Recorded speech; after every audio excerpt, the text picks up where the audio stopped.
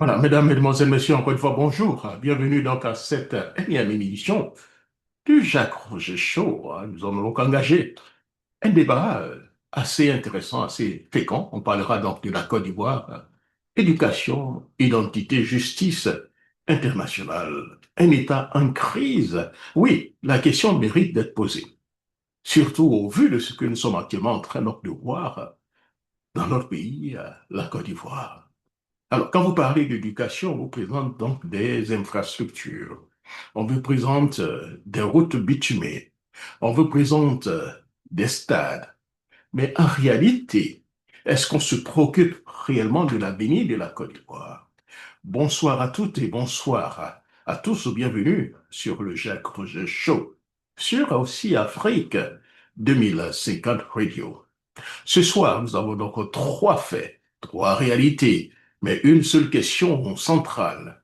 La Côte d'Ivoire est-elle encore gouvernée ou simplement administrée donc dans l'urgence et le déni? D'abord, commençons donc par Adzopé. Plus donc de 1300 élèves admis en sixième ont été donc renvoyés parce qu'ils ne savent ni lire ni écrire. Ensuite, deuxième sujet en France. Un ressortissant gabonais condamné avec un passeport ivoirien alors qu'il n'a jamais vécu en Côte d'Ivoire. Comment cela s'est passé? Comment la structure Sénégal dirigée par Bitogo a pu délivrer un passeport à un Gabonais?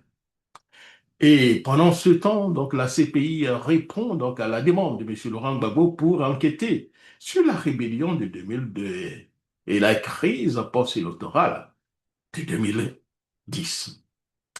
Alors, comme vous le voyez, cher ami, éducation donc en ruine, bienvenue donc au Jacques Roger Show, et nous allons donc engager une émission très intéressante tout à l'heure des gentlemen. Mais juste avant de commencer, nous disons donc bonsoir à Monsieur Brévemy partout où il est, incarcéré depuis pratiquement, disons, des semaines, déjà des semaines, des jours, dans des conditions assez floues dans un pays où, quand on arrête un député, l'Assemblée nationale qui bénéficie de l'immunité parlementaire et qui est incarcéré sans jugement, sans la levée de son immunité parlementaire, croyez-moi, hein, nous ne sommes pas loin de la catastrophe.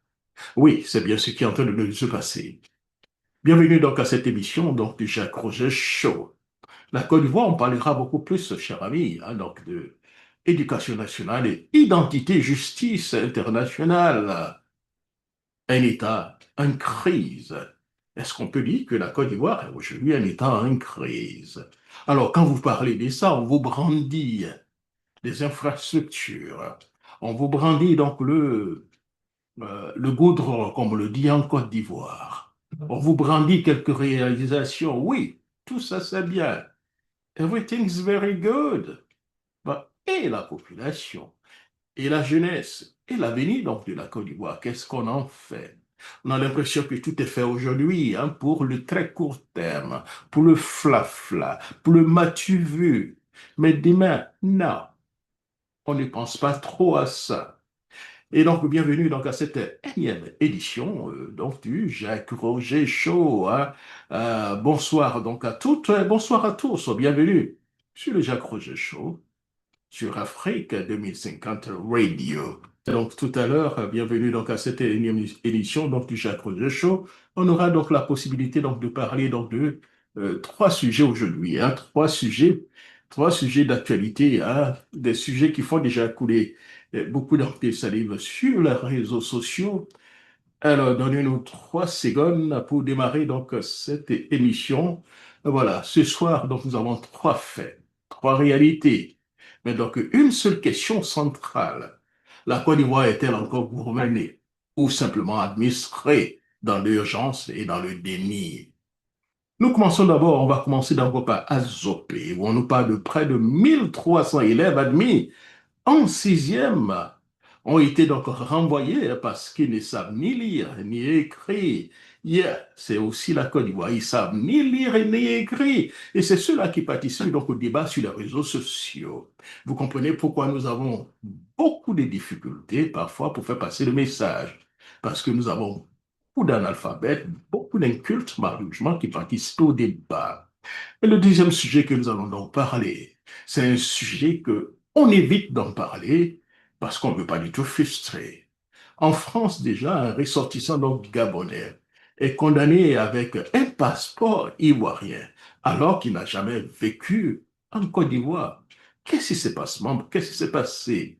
La structure Sénégal d'Amabi Togo fabrique donc des faux Ivoiriens. Allez-y comprendre quelque chose. Et pendant ce temps, on finira avec donc la CPI qui répond à la demande donc, de l'ancien chef d'État, M. Laurent Gbagbo, pour enquêter sur donc la rébellion de 2002 et la crise post-électorale de 2010. Donc, vous voyez, nous allons donc avoir un sujet assez intéressant tout à l'heure, des gentlemen. Soyez tout de suite, soyez donc connectés et nous allons démarrer, chers amis. Éducation en ruine, identité bradée, la justice différée, c'est bien ça. Sommes-nous face donc à un État qui fabrique lui-même donc ses propres crises? Gros point d'interrogation. This one's a big deal. It's a great question, ladies and gentlemen.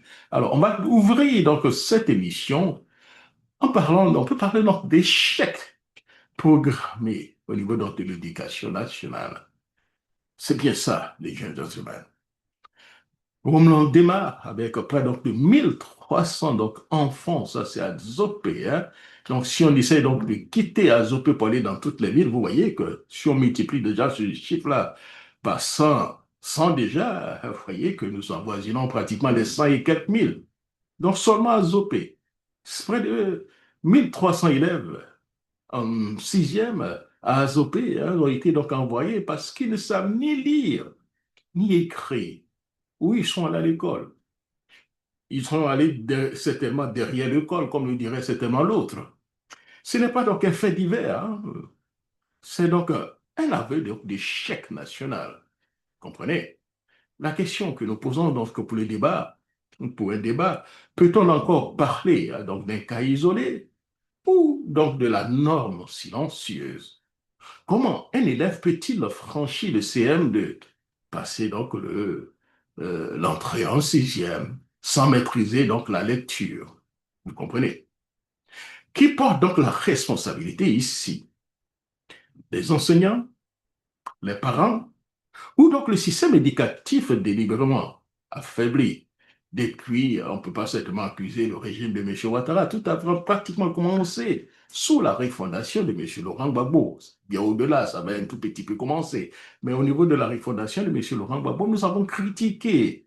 Nous nous sommes dit que ces enseignants qui sont donc arrivés au pouvoir ont été incapables de régler le problème donc, de l'éducation nationale. Plus vint donc M. Ouattara qui nomma Mme Kandia Camara comme ministre de l'Éducation nationale. Dès lors, les choses ont pratiquement dégringolé. Alors, dans le débat que nous allons donc engager ici, notamment, depuis plus donc de 20 ans, chaque régime promet donc une réforme, mais aucun ne s'est donc attaqué donc au cœur donc, du problème. L'apprentissage fondamental ici. Euh, et un pays, pour moi, hein, qui ne sait plus donc apprendre à lire donc, à ses enfants, prépare donc des citoyens faciles donc, à manipuler. Et c'est ce que nous voyons aujourd'hui. Quand vous allez sur les réseaux sociaux, ce sont donc ces incultes, ces à moitié analphabètes, les gentlemen, qui participent donc au débat, qui savent ni lire, ni écrire et qui généralement sont donc les plus, disons, éloquents, des gens qui parlent beaucoup, des gens qui font donnent l'impression qu'ils maîtrisent le sujet, alors qu'en réalité, ils ne maîtrisent rien. Voilà pourquoi nous avons donc de sérieux problèmes donc, dans ce pays. Vous comprenez? Alors, et ensuite, on se demande, qu'est-ce que tout cela arrivera? Qu'est-ce que tout cela se passera? Comment les choses vont se passer? Et ensuite, cher ami, la séquence 2 qu'on parlera, c'est la nationalité. Hein. Qui est donc ivoirien et qui ne l'est pas? Oui, c'est une grosse question qu'il faut donc se poser aujourd'hui. Qui est ivoirien? En France, un Gabonais, et ça c'est un Gabonais, hein, il y a beaucoup donc d'Africains, qui détiennent donc le passeport ivoirien. Un Gabonais donc a été condamné avec donc un passeport ivoirien. Vous comprenez? Et il n'a jamais vécu en Côte d'Ivoire. Où a-t-il eu ce passeport? Comment nos passeports sont confectionnés? SNEDA et la structure de M. Abadama Bitogo fabriquent donc des faux Ivoiriens. Quand on le dit le plus souvent, on est dit une semaine, je crois que les gens pensent que nous voulons créer donc des petits manquements. Mais c'est une réalité. On brade donc la nationalité ivoirienne. On brade donc notre identité. Voilà. Et ce monsieur n'a jamais vécu donc en Côte d'Ivoire. Donc on se demande, comment il a fait pour avoir ce passeport. Mais il avait donc des documents ivoiriens authentiques, je dis bien, authentiques. Donc celui-là, il se dirait qu'il est ivoirien. C'est ce que nous voyons donc dans ces débats ici. Beaucoup de fraudeurs sur la nationalité ivoirienne se disent aujourd'hui ivoiriens, participent au débat. Et c'est ceux-là même qui ont le courage de dire à l'ivoirien qu'il n'est pas du tout ivoirien. Vous comprenez? Et c'est ce que nous avons vu donc dans ce pays. Donc, cher ami, la question que nous allons poser, hein, comment obtient-on un passeport ivoirien sans lien réel avec le pays? Qui signe le passeport? Qui valide? Qui ferme les yeux? Et pourquoi certains Ivoiriens euh, de naissance sont donc radiés, exclus, humiliés, administrativement, vous comprenez, hein, pendant que d'autres obtiennent tout sans racine. Oui, on peut priver donc M. Thiam la nationalité ivoirienne. On peut demander à Thiam de ne pas participer donc aux élections, alors qu'on distribue donc des centaines donc de milliers hein, donc de papiers ivoiriens à de non-ivoiriens. Quel est réellement l'objectif? L'ethnic cleansing? Qui a intérêt à ce que les non-ivoiriens puissent avoir donc la nationalité ivoirienne? Gros point d'interrogation ici. Et ce sujet est assez important, les gentlemen. Ne pas en parler, c'est de faire la politique de l'autruche. Le pouvoir parle donc d'ivoirité dépassée, mais pratique donc une nationalité à géométrie variable. Oui, c'est clair. C'est clair. Ils sont prêts, un, deux, trois, à parler d'ivoirité, alors qu'ils distribuent donc ces papiers à des faux Ivoiriens, vous comprenez. Et demain, quand nous allons arracher ces papiers, ils se disent, oui, oui, on nous a arraché les papiers parce que nous sommes du Nord, nous sommes musulmans, nous sommes ceci, on n'aime pas les musulmans, on n'aime pas les nordistes. Voilà comment les problèmes commencent donc dans notre pays.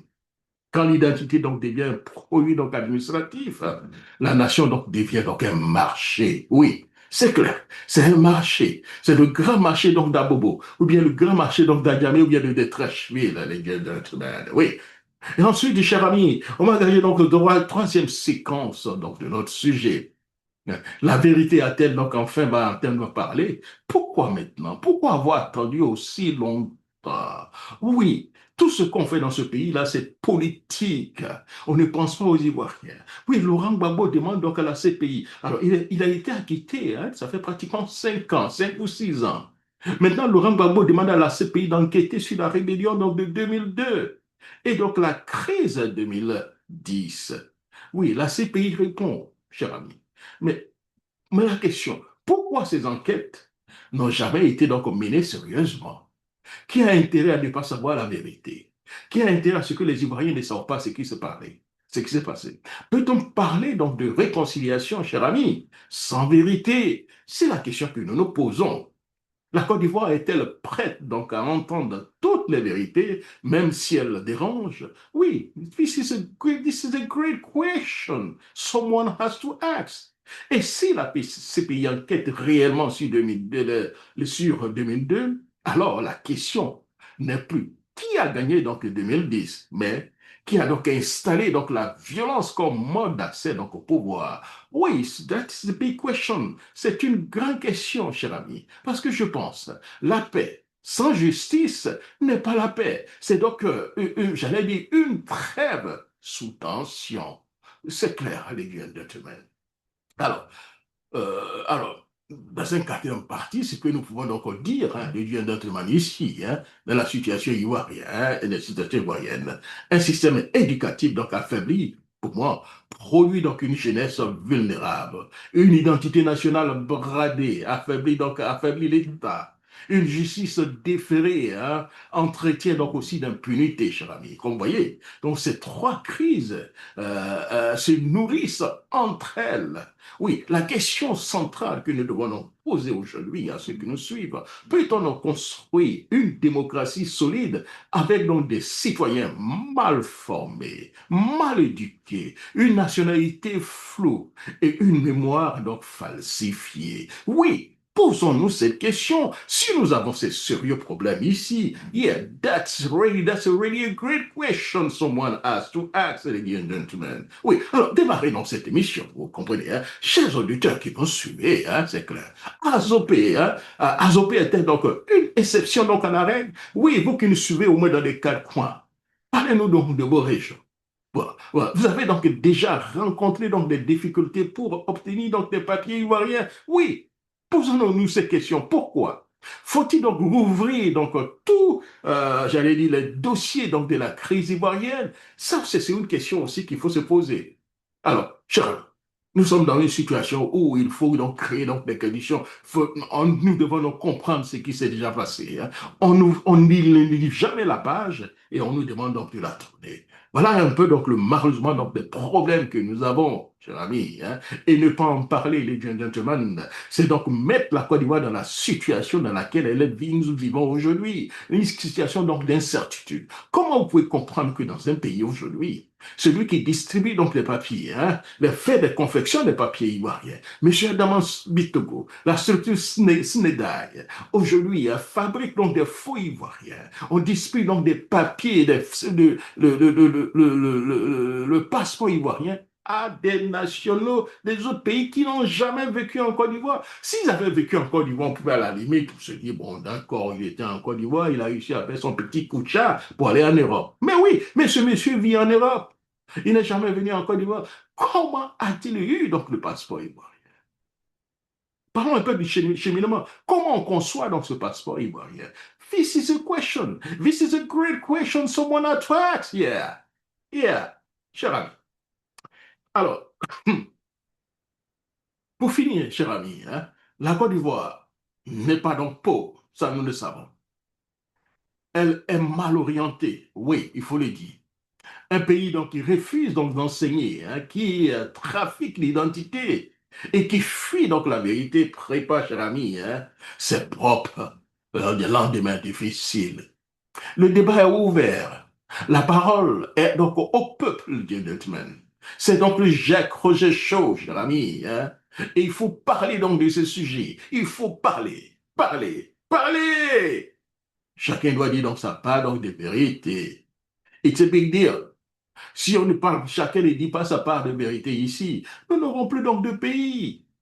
Donc on voit l'éducation, l'identité, la justice internationale. Vous comprenez? C'est donc une grande crise que nous vivons donc dans ce pays. Comment nous pouvons donc, les gentlemen, de la situation dans laquelle nous vivons ici, comprendre, voilà, comprendre que près donc de seulement à Zopé, 1300 jeunes affectés donc en sixième ne savent ni lire ni écrire. Ils savent ni lire ni écrire. Et voilà donc les cadres non des demain. Voilà des gens qui sont sur les réseaux sociaux. Et que quand vous parlez chez eux, là, c'est des gens qui se disent qu'ils maîtrisent plus le français que vous. Vous comprenez? C'est des gens qui apportent la contradiction. Ils ne savent ni lire ni l'écrire. Ils ne comprennent rien, ce qu'ils lisent d'ailleurs. Voilà pourquoi nous avons donc de sérieux problèmes. Oui, it's a really big deal here. Qui a intérêt à ce que les Ivoiriens ne puissent pas lire? Qui a intérêt? Cela me rappelle un peu, donc, je vais paraphraser un peu le dicton chinois, pour dire, qui disait que ça ne sert à rien donc de faire la guerre et donc, à un pays et puis de détruire. La meilleure manière donc de détruire un pays, c'est d'affecter son système éducatif. Quand vous affectez son système éducatif 20 années après, vous allez avoir donc des cadres mal formés, corrompus, vous comprenez, incapables donc de diriger donc le pays. Et vous pouvez donc aller donc récupérer donc ce pays sans avoir à tirer un coup de fusil. Et qui a intérêt à ce que donc les Ivoiriens ne savent ni lire et écrire? Parce que quand ils ne savent ni lire et écrire, cher ami, on peut créer donc les shows, on peut créer donc les clashs, On peut amuser donc la galerie, focaliser donc les gens sur d'autres sujets qui n'ont rien à voir avec la vie donc, de tous les jours. Et on peut continuer toujours à diriger dans ce pays. Qui a intérêt à ce que les Ivoiriens ne sachent ni lire et écrire? Gros point d'interrogation. This is a great question. C'est une question que chacun doit se poser. Et c'est une question que nous devons donc utiliser pour engager donc les grands débats donc de demain. Yes, ladies and gentlemen. C'était donc mon show d'aujourd'hui, en quelques petites minutes. Donc le débat est ouvert partout où vous êtes. Créons donc le débat afin que nous situions donc les responsabilités. Oui, sur ces trois faits, trois réalités, mais une seule question centrale. La Côte d'Ivoire est-elle encore gouvernée ou simplement donc administrée donc dans l'urgence et donc dans le déni? Azopé. 1300 élèves admis en sixième ont été donc renvoyés parce qu'ils ne savent ni lire ni écrire. It's a big deal. En France, un ressortissant gabonais est condamné avec donc un passeport ivoirien, alors qu'il n'a jamais vécu donc en Côte d'Ivoire. Adama Bitogo, qu'est-ce que tu fais de nos passeports? Et pendant ce temps, la CPI répond à la demande de Laurent Gbagbo pour enquêter sur la rébellion de 2002 et la crise électorale. On se demande, where have you been? Pourquoi maintenant? Monsieur Laurent Gbagbo est sorti, donc il a été agité il y a pratiquement 6 ans. Pourquoi on n'a pas créé les conditions pour que nous puissions engager le débat depuis longtemps? Même pendant donc, les élections présidentielles, afin que les gens puissent en débattre. Non, on attend tout ça et puis après on vient dire oui, oui, ceci, cela, ceci et cela. Qui les écoute encore? Voilà la question que nous nous posons. Yeah. Merci beaucoup, cher ami, et puis donc rendez-vous pour un autre show. À très bientôt et au revoir. Voilà. Alors, j'espère que, voilà. Merci.